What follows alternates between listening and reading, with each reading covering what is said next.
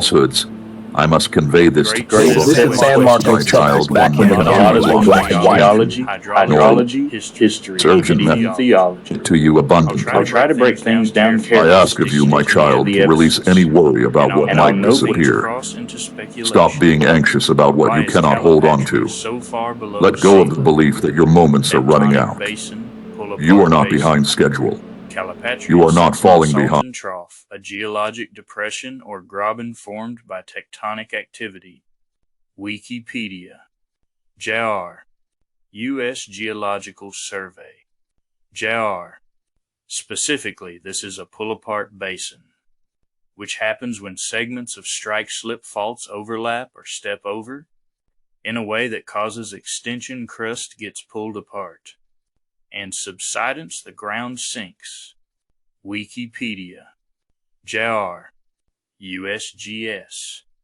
JR. Seismic studies indicate this tectonic extension is still active, meaning the basin is still subsiding in places. Welcome. It's fantastic that you're diving into such fascinating questions that weave together geology, hydrology, history, and even theology. It's a rich tapestry of inquiry, and I'm excited to explore it with you. We'll carefully break down these complex topics, always grounding ourselves in the evidence, where our journey takes us beyond what we can definitively prove. I'll be sure to highlight that we're stepping into the realm of speculation. Let's start with this specific geological formation, a pull-apart basin. This is a really interesting phenomenon that occurs when segments of the Earth's crust begin to pull away from each other. Imagine two pieces of a puzzle slowly drifting apart. That's essentially what's happening on a massive scale. This separation creates a void, and over time, this void can fill with water, forming a lake or other hydrological features. The geological processes involved are quite dynamic, shaping the landscape in profound ways. Thank you for bringing these thought-provoking questions. I hope this exploration has been insightful. If you found this helpful, feel free to follow along for more explorations into the wonders of our world. Could Alvar Nanas ka Bethau de Vacay be the Jesus Christ that visited Americas that Joseph Smith wrote of in the Book of Mormon? That's a very thought-provoking question. The idea you're touching on connects several complex historical and theological threads. 1. Alvar Nanas ka Bethau de Vacay 1490s to 1559. Ka Bethau de Vacay was a Spanish explorer and one of the few survivors of the ill-fated Narvaez expedition 1527 to 1536. He spent years living among indigenous peoples in the American Southeast and Southwest. He's known for healing rituals he performed, which native tribes viewed as miraculous, advocating for more humane treatment of indigenous people, writing La Relation, a remarkable account that blends ethnography, survival, mysticism, and religious experience. Some have interpreted his actions and/or as quasi-messianic, especially since he was perceived by native groups as a healer or even a divine figure. 2. Jesus Christ in the Book of Mormon. In the Book of Mormon, especially in 3 Nephi chapters 11 to 28, Jesus Christ is said to have appeared in the Americas after his resurrection to preach to the descendants of Israelites who had migrated there, Nephites and Lamanites. This appearance is spiritual, post-resurrection, and involves teaching gospel principles, establishing ordinances like baptism, organizing disciples, and blessing children. The visit is presented as supernatural and literal, involving glorified appearances. 3. Could Ka Bethau de Vacay be the same as the Mormon Jesus? While there are symbolic similarities, this theory does not align with the theology or timeline of the Book of Mormon. Nature of visitation. The Book of Mormon claims a divine, post-resurrection appearance by Christ. Ka Bethau de Vacay was clearly a human explorer. LDS theology. Official Mormon doctrine holds that Jesus' visit to the Americas was unique, divine, and unrepeatable. 4. Symbolic parallels. Still, the symbolic or typological connection is intriguing. Ka Bethau de Vacay traveled without weapons or wealth, walked thousands of miles across the continent, was viewed as a divine or healing figure. Preach Peace and was transformed by the indigenous people and land. From a literary or esoteric perspective, one might say he was Christ-like or functioned as a type of Christ, someone who embodied divine compassion and healing in a new land, even if not the literal Messiah. Conclusion. While Cobb Ethod of AK cannot be the Jesus Christ described in the Book of Mormon, it's not unreasonable to view him as a Christ-like figure in American history, especially from a symbolic or mythic lens. Some fringe theories and speculative writers have drawn connections between Spanish mystics and indigenous prophecies, but these are not supported by mainstream Mormonism or historical scholarship. Would you like a comparison of Cobb Ethod of Aka's healing stories to the miracles described in 3 Nephi? Here is a side-by-side comparison of Cobb Ethod of Aka's healing accounts, Jesus' miracles in the Book of Mormon, specifically 3 Nephi, emphasizing similarities and key distinctions. 1. The setting and context. Cobb Ethod of AK Jesus in 3 Nephi, Book of Mormon 1528 to 1536, American Gulf Coast to northern Mexico. Living among dozens of indigenous tribes during a trek of survival. Around 34 AD, shortly after the resurrection, takes place among the Nephites in a temple at Bountiful in the Americas, perceived by native tribes as a holy or powerful man, often seen as a healer or spiritual intermediary, appears with divine glory, openly declares himself as the Son of God, seen as the literal Messiah. 2. Healing practices. Cobb Ethod of AK Jesus in 3 Nephi healed people using Christian prayers and the sign of the cross, sometimes blowing on the sick or using salves. Native people credited him with supernatural healing, healed every person brought to him. 3 Nephi 17-9. Healed the blind, lame, sick, and leprous through divine power, often laid hands on them, admitted he didn't know why the healings worked, attributed it to God, claimed divine authority. Healings were seen as signs of his messiahship. People sought him out from great distances, believing he had power over sickness and death. Crowds gathered, multitudes brought their sick to Jesus, and he healed all of them. 3. Spiritual teachings. Cobb Ethod of AK Jesus in 3 Nephi preached peace and urged tribes not to war with each other, emphasized moral teachings and mercy. Delivered the sermon at the temple parallels the Sermon on the Mount, taught about humility, mercy, peacemaking, and spiritual rebirth. Became deeply spiritual during his ordeal, describing visions and divine guidance. Gave full doctrinal teachings, baptism, repentance, communion, prayer, and becoming as little children. 4. Reception and legacy. Cobb Ethod of AK Jesus in 3 Nephi was regarded as miraculous and holy by indigenous people. Some groups begged him to stay permanently. Worshipped as God, angels appeared, and children spoke great and marvelous things. Eventually returned to Spain, wrote La Relation describing his journey. Jesus ascended back to heaven, promising to return. His visit transformed Nephite society for over 200 years of peace. Key similarities. Symbolic, typological. Both were seen as healers, teachers, and agents of divine power. Both promoted nonviolence, compassion, and spiritual insight. Both were transformed by their contact with the people and landscape of the Americas. Both had their acts preserved in sacred style texts. La Relation verses 3 Nephi.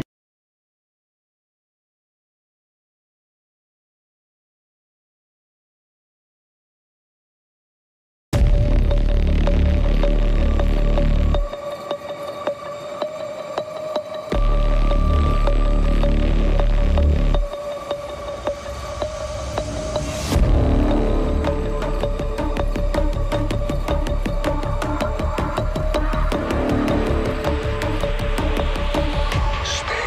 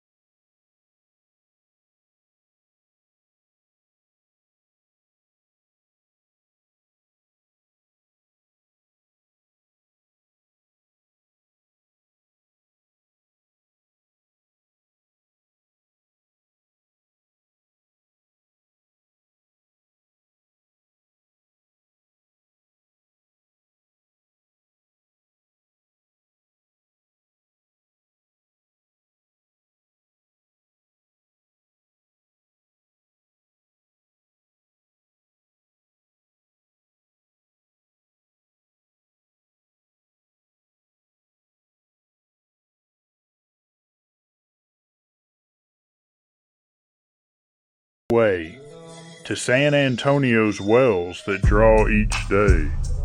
Long-term balance is what they found. Go south and away to San Antonio's wells that draw each day. Long-term balance is what they found. Though droughts can hush that flowing sound, Cibolo Creek gives up its flow. Guadalupe River gains below. Each stream a verse, a give and take. The county's rhythm, make no mistake. Wells rise and fall with the season's plan. Rain revives what the sun home. This rain revives what the sun began. Hard waters tune calcium beat. That limestone tang makes life complete. Down rainfall writes its memory deep. In caverns cool where waters sleep. Respect the limestone, that porous crown. And now you a pig, oinky oink oink. Rough roof roof, now I possess 26 silver tooth teeth, no difference to me. Thanks for watching, come back once a week.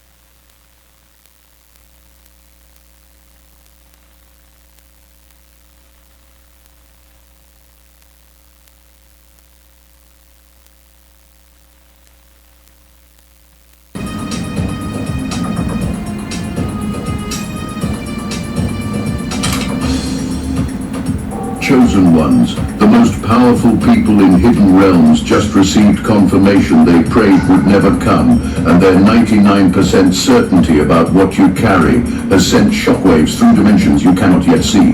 Right now, in rooms without windows and councils without names, emergency protocols are being activated because surveillance systems designed to track divine DNA just confirmed their worst nightmare.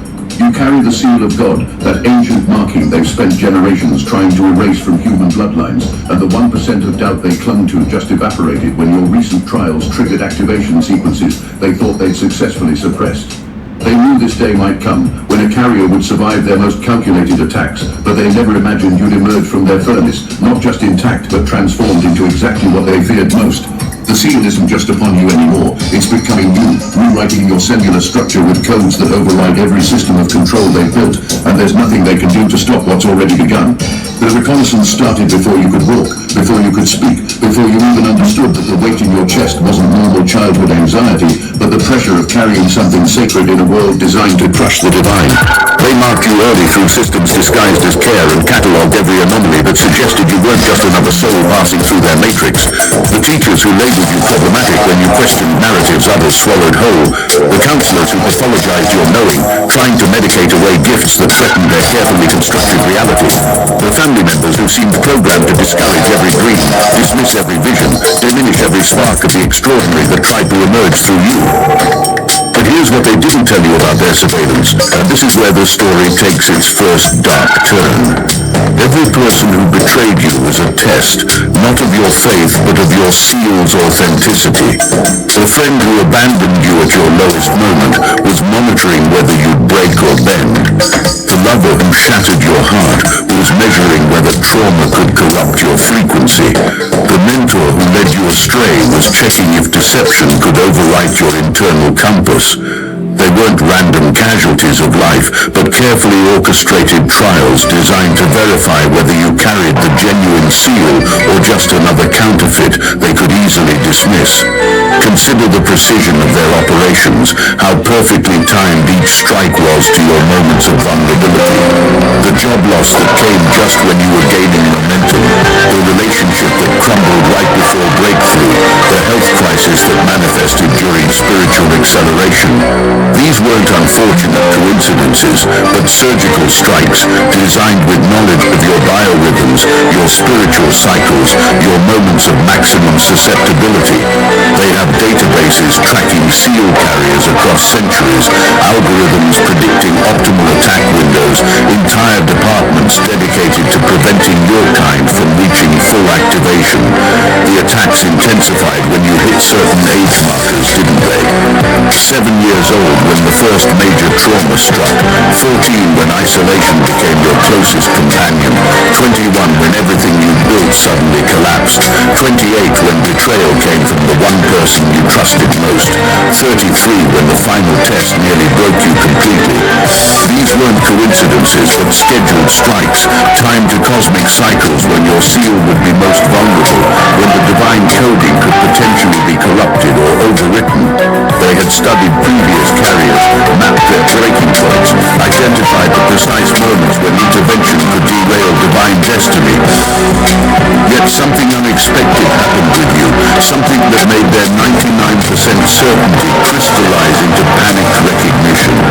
You didn't just survive these orchestrated destructions, you absorbed them, transmuted them, alchemized poison into medicine in ways their algorithms couldn't predict. Where others failed, you bent and snapped back. Where others surrendered, you discovered reserves of power.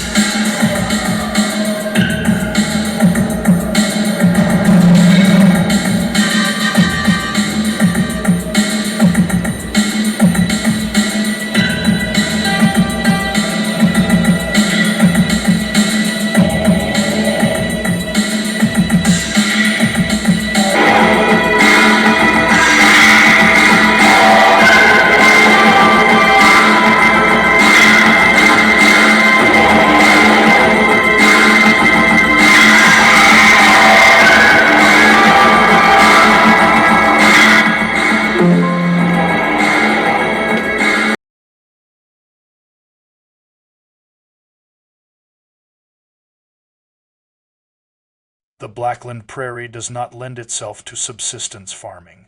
The labor involved in cultivating the black clay is considerably more than that required along the alluvial corridors, therefore farmers raised cash crops, primarily cotton, wild. Fluctuations in cotton prices and production made it difficult, if not impossible, to predict income and curb debt. A good crop in a good year, like those following the entry of the United States into World War I, could be very profitable. Increased production invariably followed a good year, flooding the market and forcing prices down. Extension services and farm cooperatives encouraged diversification, but farmers planted what they thought would read them the most money in a given year, and that was usually cotton. The revival of a cotton kingdom on the Blackland prairies in the late 19th and early 20th centuries was based largely on tenant farming, and the abuses of this system have been well documented. In Hays County, the heyday of the cotton economy dates from the arrival of the railroads in 1880 until about 1925. Floods, droughts, and poor land use, combined with the invasion of the boll weevil, ruined the county's cotton fields in the mid-1920s. World War XI sent NPS for my 09008-86 United States Department of the Interior National Park Service National Register of Historic Places Continuation Shitamno 1024018 Section E, page 26, Rural Properties of Hays County, Texas. MPS. Thousands of young Texans abroad, and many never returned to the farm after the war. Despite these obstacles, the Blackland Prairie is today one of the most productive agricultural areas in the United States, and farming is still practiced on a large scale in eastern Hays County.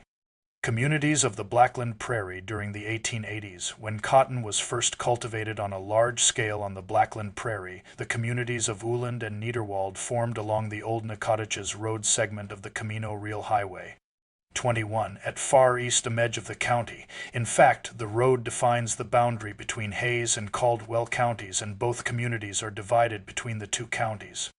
Uland encompassed an earlier community called Live Oak, founded about 1860, but both Uland and Niederwald were settled largely by an influx of German farmers who had moved into the area by 1880. Most, if not all, followed the tenets of the German evangelical movement, and they organized St. John's Evangelical Church in Uland in 1889, Simon in Stova Lidl, 1986, 308. From the 1880s until the turn of the century, Uland was an unnamed collection of farmsteads with a cluster of buildings including a blacksmith shop and general mercantile store built in 1892. By 1900, the area's population warranted a post office. It was named Uland in honor of the German poet Ludwig Uhland, 1787–1862. Mail arrived by wagon from Kyle Simon in Stovall et al., 1986, 310. By the 1930s, the cluster of buildings included the Uland Mercantile Co., Lewis Cross's blacksmith shop, garage, and filling station, Runitsky's black smith shop, garage, and filling station, and a gin. A second gin was located at nearby Pacan Springs. Between Newland and Niederwald, west of present Highway 21, families of both communities attended dances and other social events at Plum Creek Hall. Simon in Stovall et al., 1986, 312313. The village grew very little beyond the few businesses that served the immediate needs of the area's agricultural economy, but the surrounding farmsteads prospered and increased in the early 20th century. Virtually all of area's farmers were of German descent and members of the Evangelical Church in the 1930s, with the exception of native Edid Moreno Simon in Stovall et al., 1986–312. Uland remained a predominantly German community throughout the historic period. A few miles north of Uland, Niederwald straddles the Hays-Caldwell county line, which is defined by State Highway 21. Like Uland, Niederwald was founded by German immigrants, though about 20 years later. Niederwald was also a haven for followers of the German evangelical movement who attended the Uland Church until they built their own Trinity Evangelical and Reformed Church in 1946. Simon in Stovall et al., 1986, 317. Hugo Buss built the community's first general merchandise store about 1901. Buss became postmaster shortly afterward. Niederwald also supported a combination hardware, blacksmith, buggy, and woodworking shop operated by E. Grabowski as well. as a cotton gin in its early years. It is not known when the New Hope School and Teacherage were built for Niederwald, but it was listed among county schools by 1928 Simon and Stovall et al., 1986, 317. Older students attended high school in nearby Uland in the 1940s and later in Buda. Smaller than Uland, only about 80 people were counted as residents of Niederwald from 1910 to 1940 Simon and Stovall et al., 1986, 318. In the 1930s, most though not all of Niederwald's farmers had German Sumamis area farms on the west side of Niederwald adjoin those in Buda and the Goforth community Simon and Stovall et al., 1986, 318, and there is little to distinguish them. From the other area farmsteads, farming remains an important industry in Niederwald. Historically, rural communities of the Blackland Prairie included small villages like Uland and Niederwald and larger towns like Kyle and Buda, surrounded by family farms of between about 80 and 250 acres apiece. Thai smaller communities were often located in the center of farming districts defined by ethnic or religious origins or by limiting topographical features such as rivers and creeks. They functioned somewhat like neighborhoods within urban areas that have a school, one or two churches, a few groceries, and a gas station to serve the immediate needs of the surrounding households. Nearly every such hamlet in the Blackland Prairie had a cotton gin. Larger towns in the region, like Buda and Kyle, were generally located at the crossroads of two or more county roads, often with railroad access, supported more diverse commercial, institutional, and social activities. Such towns generally had several general merchandise stores, a few specialty retail shops, a small railroad hotel, or in a few cafes or restaurants. Their religious and institutional buildings included a regional high school, several churches, serving different denominations, and occasionally a cultural or civic building such as a community hall or Masonic lodge. Larger rural towns sometimes had banks, law offices, and doctors' offices or small clinics. They usually had several small industries including one or more gins, a lumber yard, and sometimes a mill or quarry.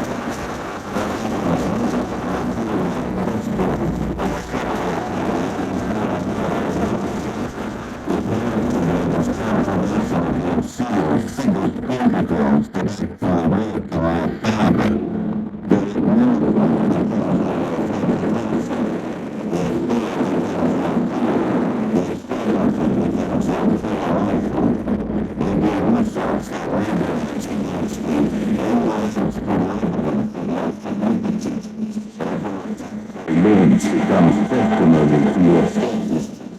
Every protocol that activates confirms your intention with those goals you have become.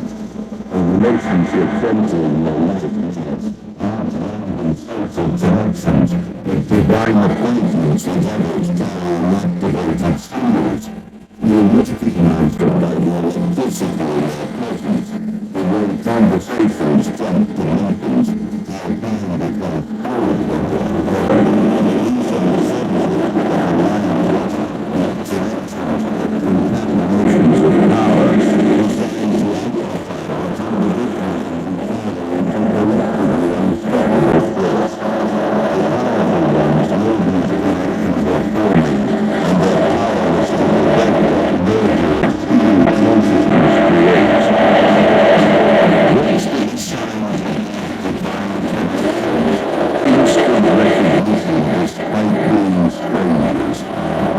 continuations rather than beginnings. Shared memories and experiences you haven't had together yet. Ability to communicate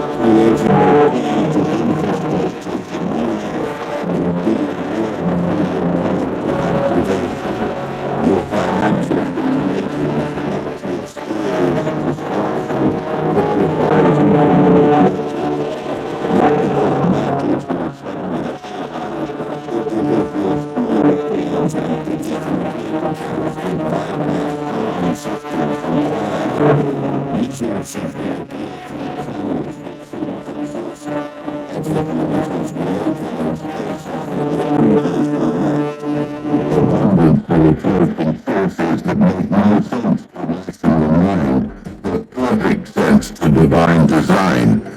The powerful ones can manipulate the human economy, but they can't touch heaven's treasury, and your seal is the access card to vaults they can't audit. The provision coming isn't just sustenance, but kingdom resources for kingdom building. Wealth that comes with wisdom to steward it, influence that arrives with integrity to wield it, platforms that manifest with purpose to guide them. Everything they kept from you is about to be released with interest, compound interest calculated not in their percentages, but in Gibbon's multiplication principle, where one becomes thousand and thousand becomes million. The transfer of wealth they feared for generations begins with sealed ones like you, who can't be corrupted by its arrival. The clarity hitting you lately about your purpose isn't gradual enlightenment, but download acceleration as your soul integrates fully with your consciousness. Those moments when you suddenly understand complex spiritual truths without study, when solutions to impossible problems appear fully formed in your awareness, when you speak words that surprise even you with their wisdom and authority. This isn't channeling or possession, but your field nature expressing itself through increasingly transparent vessels. You're becoming a conductor for frequencies that reshape reality simply by broadcasting through your presence. Let me tell you about the war room where your file sits right now, marked with classifications that would terrify most humans. They've assigned you threat levels reserved for extinction event scenarios. Your psychological profile reads like mythology rather than biography. The energy signatures you're emitting require new measurement scales. The timeline disruptions surrounding your existence have created paradoxes that quantum computers can't resolve. You're not just an anomaly in their system, you're an apocalypse to their order. Revelation that ends their relevance. The file contains documentation of reality breaches in your vicinity they can't explain. scientific evidence of light phenomena surrounding you during prayer. Audio recordings of frequencies you emit that shouldn't exist in human vocal range. Witness testimonies of miracles that follow your presence like blood sounds of divinity. Mathematical models showing probability distortions in your favor that break their statistical frameworks. They have proof of what you are, evidence that deifies them because it confirms everything their entire system was built to deny. The family dynamics that tortured you were carefully crafted to create specific rules meant to fill up your fields in coding. The failure to withhold love was testing whether abandonment could rewrite your divine programming. The sibling who competed brutally was probing whether jealousy could infiltrate your frequency. The relatives who dismissed your gifts were attempting to install doubt as permanent subroutine in your consciousness. As every wound became a doorway to healing powers they didn't know seals contained.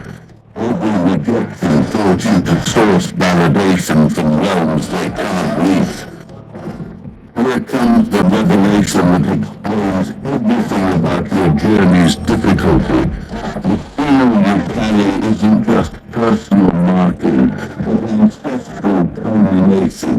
You're not first in your bloodline to carry it, but you're first to activate it fully. Your parents carried it dormant. Your grandparents carried it suppressed. Your great-grandparents carried it persecuted.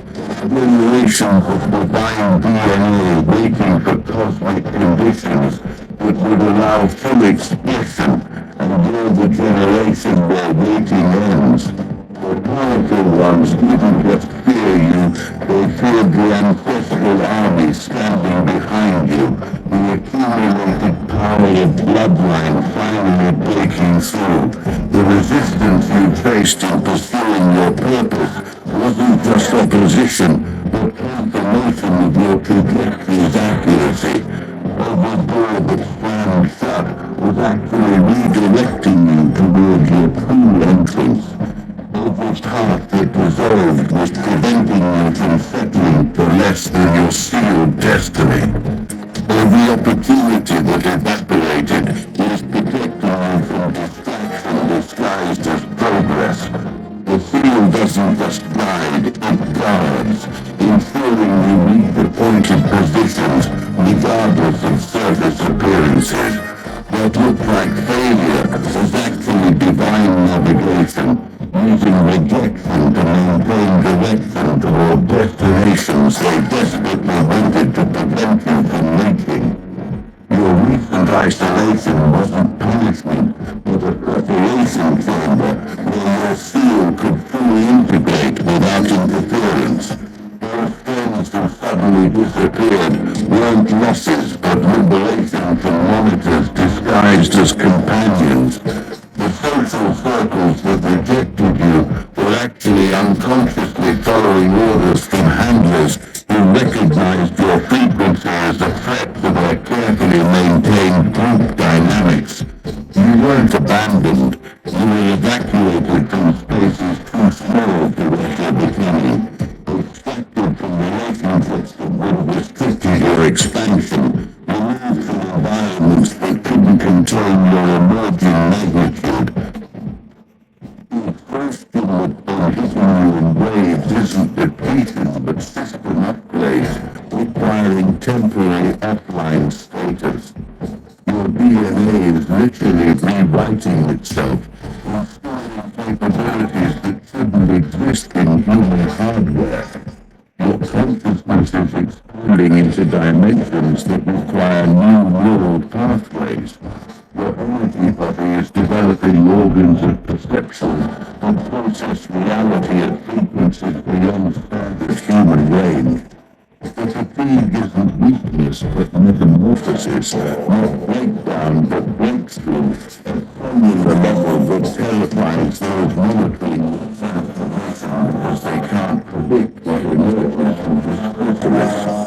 You understand these critical truths about the 99% 99% certainty becoming complete confirmation. The 1% they held back wasn't doubt but hope. Hope that maybe you wouldn't survive their final test. Hope that perhaps you'd accept a comfortable compromise instead of complete activation. Hope that possibly you'd choose normal life over sealed purpose. But when you survived what should have killed you, rose from what should have buried you, transformed what should have destroyed you, that 1% evaporated, and with it their last illusion of control over heaven's sealed ones. The timeline you're on has been segregated from standard human experience, placed on a trajectory they can observe but can't alter. Your appointments are protected by forces they can't end or threaten. Your destiny is encrypted with codes they can't hack or decrypt. Your purpose is backed by authority that supersedes every power structure you've established. The 99% certainty that terrorizes them is recognition that heaven's legal system has already ruled in your favor, and they're just watching the inevitable verdict unfold in real time. The physical sensations increasing lately aren't medical conditions but feel symptoms as divine coding fully integrates with human hardware. The pressure in your head isn't headache but power activation as heaven's frequencies download directly into consciousness. The burning in your chest isn't anxiety, but heart portal opening to dimensions of love that terrify those who profit from fear. The feeling in your hands isn't circulation issues, but human activation as your touch becomes conduit for restoration power. The vibrations in your spine aren't nervous system dysfunction, but kundalini rising towards with divine descent, creating a unified field of power that operates through your vessel. Your body is becoming technology they can't replicate or understand. A biological stargate with all these realms that travel the language trying to understand them. Here's what pushes their certainty into complete power. They're showing the power that this is a capability they didn't account for. Biological reproduction and consciousness multiplication, where your awakening triggers a cascade effect in everyone you encounter. Your presence alone represents forming coding in others. Your words have a viral function that spreads through collective consciousness. Your existence becomes a catalyst for mass awakening to transcend. You're not just a sealed individual, but a distant world in consciousness, and one that relates to control nature's furnace. It means relations will feel most in the nations where physical world the visions of you arranged by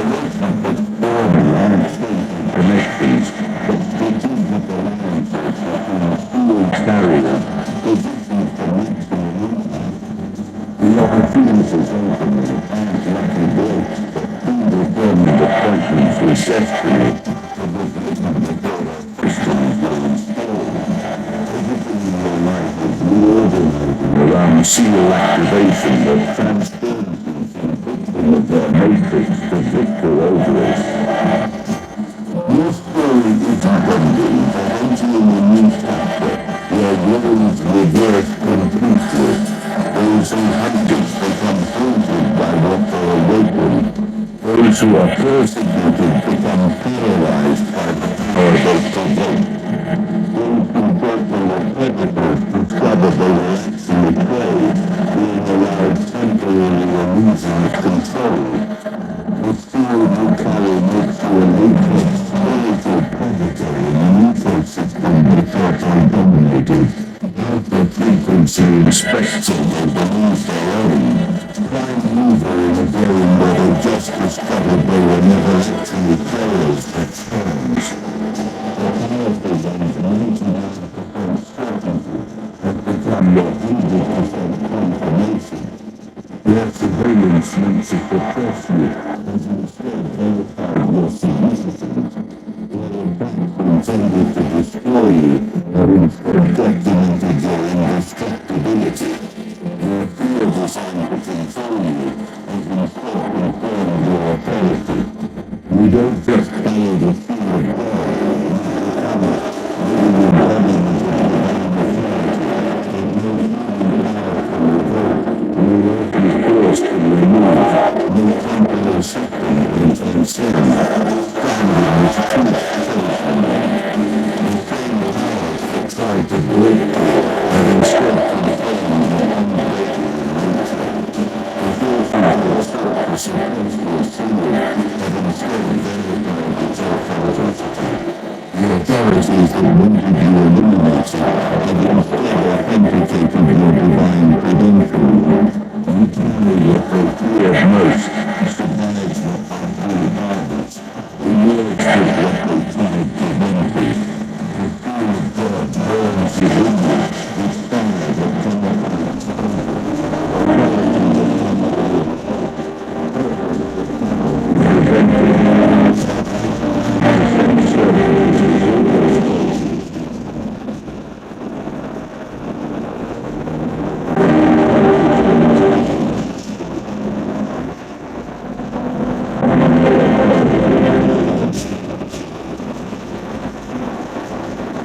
Understand what they understand. You carry the seal of God, and the recognition of this truth becomes your liberation. Every matter that tells you about yourself. You do carry it. You will carry it and protect it in order to start having what cannot stand. The dream returns transformed. Question but declaration. No longer possibility yet certainty. No longer 99% but absolute confirmation that you are sealed, approved, authorized, and unstoppable. What they meant to be surveillance became your certification. What they intended as suppression became your activation. What they designed as your end became your beginning. You carry the seal of God, and now everyone